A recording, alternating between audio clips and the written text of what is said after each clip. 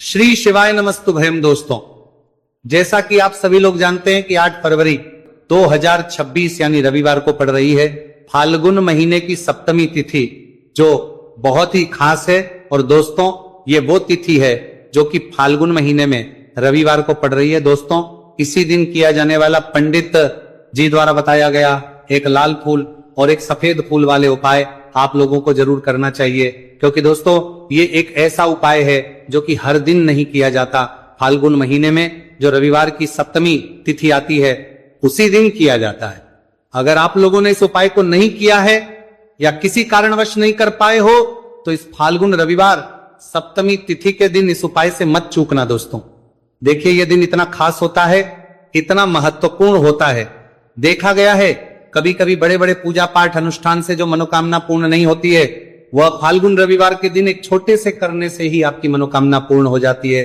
और बहुत सारे लोगों ने इस उपाय को किया भी है और उनको इस उपाय को करने का फल भी जरूर मिला है। अगर आप लोग भी इस उपाय को इस रविवार के दिन करना चाहते हैं तो आप इस उपाय को, हर आपको वादा था कि आपको जान करेंगे तो करना चाहते हैं को पहले अच्छे से समझ लेना, सुन लेना, उसके बाद करना। आपको इस उपाय का फल जरूर मिलेगा, आपकी सभी मनोकामनाएं पूरी हो जाएंगी। दोस्तों, हम आपको यहां पर बता दें कि ये जो एक लाल फूल और एक सफेद फूल वाले उपाय है, ये उपाय पंडित जी ने अपनी अभी की सीहोर की कथा में ही बताया है। उपाय को करने से आपके घर में चाहे किसी भी प्रकार की दोहक और समस्या क्यों ना चल रही हो, आपको उसका कारण भी नहीं पता है कि भाई ये समस्या किस कारण से चल रही है, उसका कुछ भी कारण हो सकता है, जैसे पितृदोष हो सकता है, काल सर्प दोष हो सकता है, या किसी भी तरह का मंगल दोष भी हो सकता है, और भी बहुत तरह के दोष होते हैं, कुछ भी हो सकता है। पर आपको इस उपाय को करने के लिए अपने दोष को पता लगाने की भी जरूरत है। आपके घर में किस कारण से इतनी दुख और परेशानी आ रही है वो भी आपको पता लगाने की जरूरत नहीं है। बस रविवार को सप्तमी तिथि के दिन इस उपाय को कर लेना है, क्योंकि इसी एकमात्र उपाय को करने से आपके पूरे घर परिवार में सुख और शांति हो जाएगी। आपके घर में अच्छे अच्छे काम होने लगेंगे, आपकी जो भी मनोकामना होगी वह भी धीरे धीरे करके पूर्ण होना शुरू हो जाएगी। अब हम समझते हैं इस एक लाल फूल और एक सफेद फूल वाले उपाय को आपको करना कैसे है, किसको करना है, किस करना है और कैसे करना है। देखो, उपाय बिल्कुल आसान है, बस समझने वाली बात है, ध्यान से समझिए, उसके बाद ही आप लोग जो है इस उपाय को जरूर कीजिएगा। सबसे पहली चीज हम लोग ये समझते हैं कि इस एक लाल फूल और एक सफेद फूल वाले उपाय को इस आने वाली रविवार सप्तमी तिथि के दिन किसको करना है। तो देखिए, इस उपाय को घर के सभी सदस्यों को करने की बिल्कुल भी जरूरत नहीं है। घर में से कोई एक मुख्य बड़ा सदस्य इस उपाय को करेगा तो उस घर परिवार के सभी सदस्यों को इस उपाय को करने का फल मिल जाएगा। पर वो बड़ा सदस्य कौन होगा, कौन व्यक्ति इस उपाय को करेगा, तो यहां पर देखिए हम आपको बता दें, घर की जो बड़ी माताएं बहनें होंगी, घर की बड़ी माताओं बहनों में से कोई भी एक माता बहन इस वाले उपाय को कर सकती है। अपने पूरे घर परिवार के लिए घर में सभी सदस्यों को इस उपाय को करने की जरूरत नहीं है। मात्र घर की जो माताएं बहनें हैं उनमें से कोई भी एक माता बहन इस वाले उपाय को करेगी तो उसके घर परिवार के पूरे सदस्यों को इस उपाय का फल मिलेगा। अगर किसी कारणवश माताएं बहनें घर में उपस्थित ना हो या वो इस उपाय को ना कर रही हो, कुछ दिक्कत हो, तो भाई उस जगह पर फिर घर का कोई बड़ा व्यक्ति भी इस उपाय को कर सकता है। माताओं बहनों के कहने का मतलब यह था कि माताएं बहनें घर की लक्ष्मी होती है।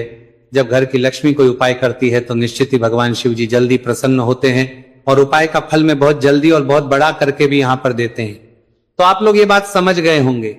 अब हम ये बात समझते हैं कि इस वाले उपाय को हमें करना किस समय है। एक लाल फूल और एक सफेद फूल वाले उपाय को हमें सप्तमी तिथि के दिन करना किस समय है। तो देखिए, इस उपाय को करने का जो समय है सुबह का समय भी है और शाम का समय भी है।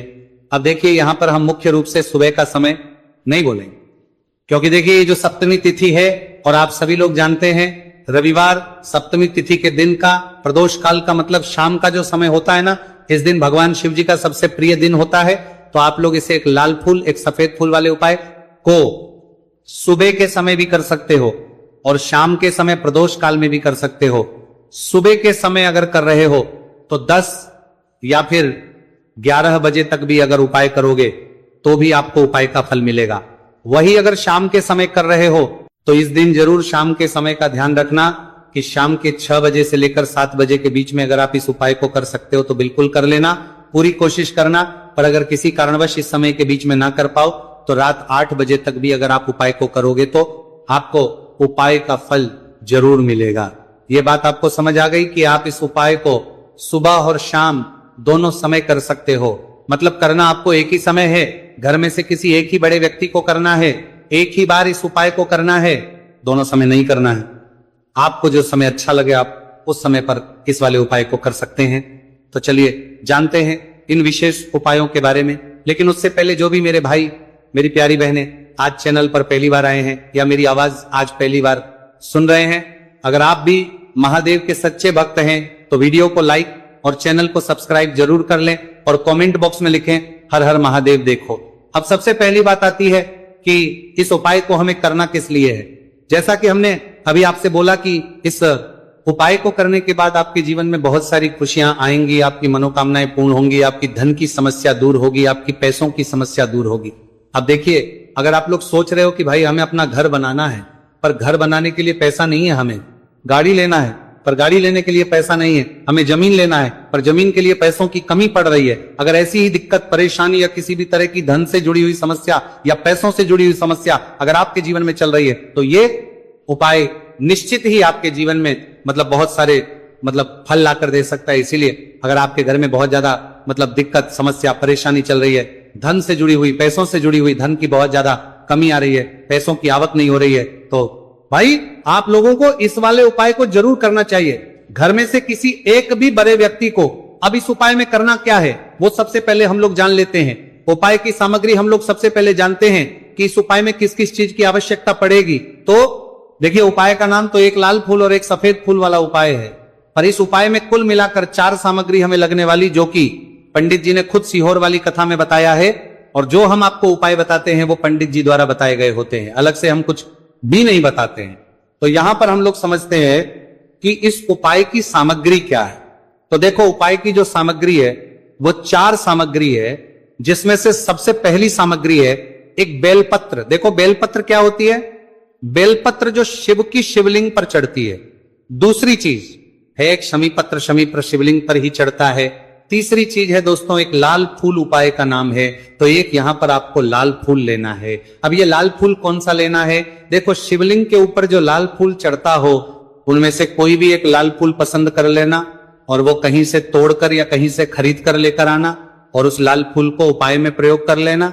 उसके बाद में एक सफेद फूल का विशेष रूप से ध्यान रखना।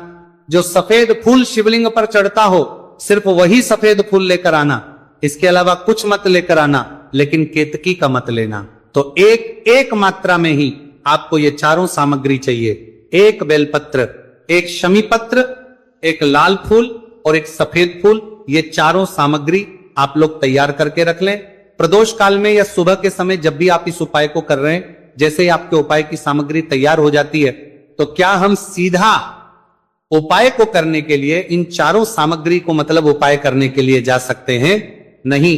तो यहां पर आपको इस बात का ध्यान रखना है कि हम भगवान शिव जी को प्रसन्न करने के लिए तो जा रहे हैं, हम अपनी मनोकामना को पूर्ण करवाने के लिए तो जा रहे हैं, पर हमें यह दर्शाना बिल्कुल भी नहीं है कि हम सिर्फ अपने फायदे के लिए भगवान शिव जी के मंदिर में आए हैं। इसलिए हम इस उपाय को करने के साथ साथ में भगवान शिव जी की पूजन अर्चना के लिए कुछ सामग्री भी जरूर लेकर जाएंगे। जैसे कि सुबह समय अगर आप उपाय को कर रहे हो, इस एक लाल फूल और एक सफेद फूल वाले उपाय को, तो भाई सुबह के समय आपको एक लोटा जल लेकर जाना।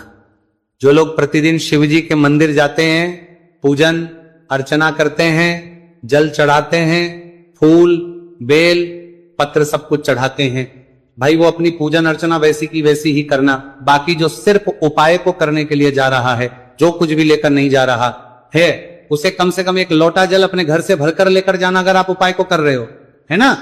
क्योंकि इस वाले उपाय को आप भगवान शिव जी की पूजन अर्चना करने के बाद ही करना। वहीं अगर बात करें शाम के समय की, अगर कोई व्यक्ति शाम के समय प्रदोष काल में इस वाले उपाय को कर रहा है तो भाई आपको मात्र एक घी का दीपक तैयार करना है।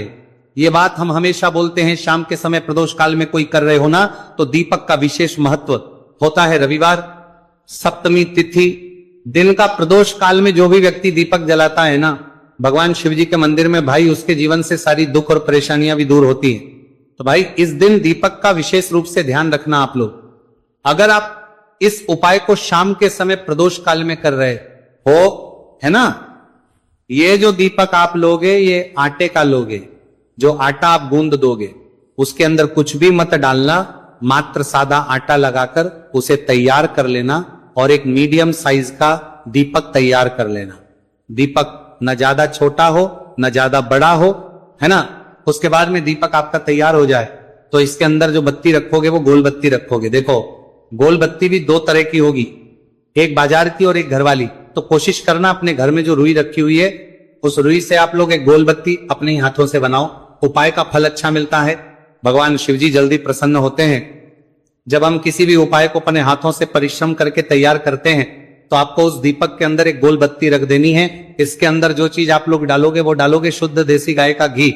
इस बात का विशेष रूप से ध्यान रखना, शुद्ध देसी गाय का घी ही डालना है, तेल वगैरह नहीं। आज के दिन तो मत डालना, रविवार सप्तमी तिथि के दिन, क्योंकि भगवान शिव जी का सबसे प्रिय दिन और प्रिय समय पर हम लोग इस वाले उपाय को कर रहे हैं। तो थोड़ा सा शुद्ध गाय का घी इतना डालना कि वो दीपक कुछ समय तक चल सके। ना बाजार वाला मिलावटी घी डालना, ना भैंस का घी डालना। शुद्ध देसी गाय का घी आपको ढूंढने में थोड़ी मतलब मेहनत लगेगी और महंगा भी मिलेगा, पर गाय के घी से भगवान शिव जी प्रसन्न होते हैं और उसी शुद्ध देसी गाय के घी से घर में बरकत भी बनी रहती है और हमारे घर में सुख शांति भी बनी रहती है। इसलिए इस शुद्ध देसी गाय का घी अपने घर में हमेशा रखा करो। वो भगवान शिव जी के कार्यों में भी उपयोग में आता है और उपायों में भी हम लोग प्रयोग कर सकते हैं। तो यहां पर आपकी सारी तैयारियां हो चुकी है। उपाय को करते समय शुद्धता का विशेष रूप से ध्यान रखिएगा। सुबह कर रहे हो तो भाई सुबह तो आपको स्नान करना ही करना है। बाकी शाम को कर रहे हो तो शाम को मात्र हाथ मुंह धोकर भी आप लोग इस वाले उपाय को कर सकते हो, कोई दिक्कत वाली बात नहीं है भाई। उपाय की पूरी सामग्री तैयार कर और पूजन सामग्री लेकर आपको भगवान शिव जी के मंदिर पहुंचना है, जो आपके घर के पास में हो, जहां पर शिवलिंग विराजित हो, शिवालय हो, वहां पर आप लोगों को पहुंचना है। और जैसे ही आप भगवान शिव जी के मंदिर में पहुंचते हो वहां पर जाकर ही उपाय शुरू नहीं करना है। पहले आपको भगवान शिव जी की पूजन अर्चना करना है। पूजन अर्चना कैसे करोगे? सुबह के समय गए हो तो एक लोटा जल वगैरह जो भी पूजन सामग्री लेकर गए हो, उससे पहले पूजन सामग्री आप लोग मतलब पूजन भगवान शिव जी की कर लो। जो व्यक्ति सिर्फ एक लोटा जल लेकर गए हैं वो शिव जी के शिवलिंग पर मात्र एक लोटा जल एक धारा से धीरे धीरे करके चढ़ा लो। अपनी पूजन अर्चना आप लोग जो है पूरी कर लो पहले। उसी के बाद अगर आप शाम के समय कर रहे हो तो पहले जाकर बैठना है भगवान शिव जी के शिवलिंग के पास में। आप जो दीपक तैयार करके लेकर आए हो उस दीपक को पहले जलाना है। ये जो दीपक आप लोग जलाओगे ना, ये किसी और की माचिस से मत जला, अपनी ही माचिस अपने ही घर से लेकर आना और इस दीपक को अपने ही माचिस से जलाना। अगर आपने मंदिर की माचिस या किसी और की माचिस ले ली, इस उपाय को करने में इस उपाय का फल उस व्यक्ति को भी बहुत मिल जाएगा। इस बात का ध्यान रखना, अपने घर से अपनी ही माचिस लेकर जाना और इस दीपक को जलाना। दीपक को जलाने के बाद भगवान शिव जी की शिवलिंग के पास में रख देना। शिवलिंग के इतना पास में मत रखना कि शिव जी को आंच लगे, थोड़ी सी दूरी बनाकर ही जो है इस दीपक को शिवलिंग के पास में आप लोग रख दीजिएगा। अब जैसे ही आपकी पूजन अर्चना हो जाती है, भगवान शिव जी के शिवलिंग के सामने या आसपास कहीं पर भी बैठ जाइए उपाय को करने के लिए। और उपाय को करने से पहले आप लोग अपनी वो चारों पूजन सामग्री निकाल लीजिए। उपाय की जो सामग्री है वो निकाल लीजिए और भगवान शिव जी के शिवलिंग के ऊपर एक माता अशोक सुंदरी जी का स्थान देख लीजिए। माता सुंदर जी का जो स्थान होता है वो जलाधारी के ऊपर होता है, जलाधारी के बिल्कुल बीचों बीच में होता है।